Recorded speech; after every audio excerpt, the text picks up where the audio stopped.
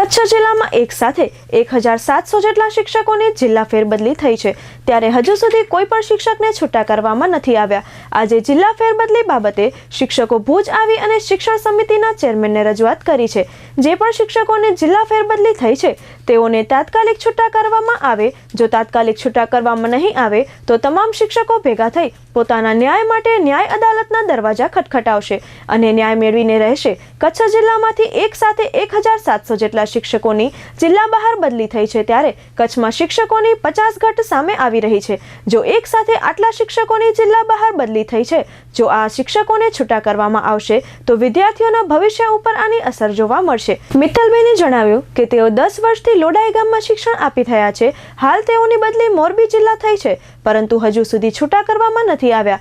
શિક્ષણ સમિતિનો ઠરાવ છે કે જ્યાં સુધી નવા શિક્ષક નહીં આવે ત્યાં સુધી શિક્ષકોને છૂટા કરવામાં નહીં આવે, પરંતુ એ પણ જોગવાઈ છે કે જે પણ શાળામાં 50% મહેકમ હોય તે શાળાના શિક્ષકને છૂટા કરવામાં આવી શકે છે। છતાં પણ આવી શાળાના શિક્ષકોને છૂટા કરવામાં નથી આવ્યા, એટલે આજે અમે શિક્ષણ સમિતિના ચેરમેનને રજૂઆત કરવા આવ્યા છીએ। જો યોગ્ય નિરાકરણ નહીં આવે તો અમે શિક્ષકો કોર્ટમાં જઈને અમારી માંગ માટે લડાઈ કરશું। હમણાં જે આપણી ઓફલાઈન, ઓનલાઈન અને જિલ્લા ફેર એ બધું ભેગું મળીને બધાને જો અમે એક સાથે છૂટા કરીએ તો કચ્છની પરિસ્થિતિ જે છે એ કચ્છની પરિસ્થિતિ એક તો 50%થી નીચે હમણાં શિક્ષકો છે, અને એમાં આ જો બદલી કઈ થઈ જાય તો શિક્ષણ ક્ષેત્રમાં ઘણી બધી અવગડતા ઊભી થાય અને શિક્ષણ ઉપર કચ્છના મોટામાં મોટું અસર પડે। એના માટે કરીને અમે આ કડવો નિર્ણય લીધો છે। અમને ઉપરથી 1600 શિક્ષકોની નિમણૂક કરવાની સરકારશ્રી છે।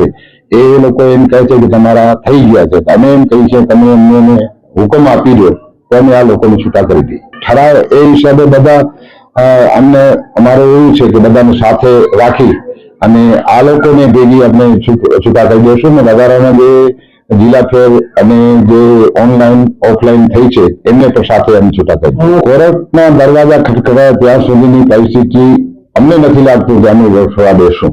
અમાને ઉપલી લેવલે અમારા વિભાગીય શિક્ષણમાંથી એવું અમને આશ્વાસન મળ્યું છે કે અમે વહેલી તકે તમને શિક્ષણ કચ્છમાં શિક્ષકો ફાળવી દેશું।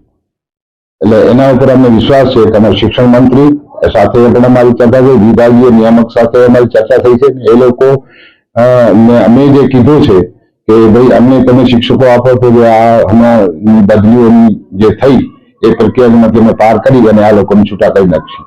પ્રવાસી શિક્ષકોની ભરતી માટે કરીને અમે સરકારશ્રી પાસેથી મંજૂરી માંગીએ છીએ કે અમને જો 12 પાસ અહીંયાના સ્થાનિક શિક્ષકો મળી જાય તો એના હિસાબે આપણે જે ખાલી જગ્યાઓ છે એ ભરાઈ જાય અને શિક્ષણ ઉપર અસર ન પડે।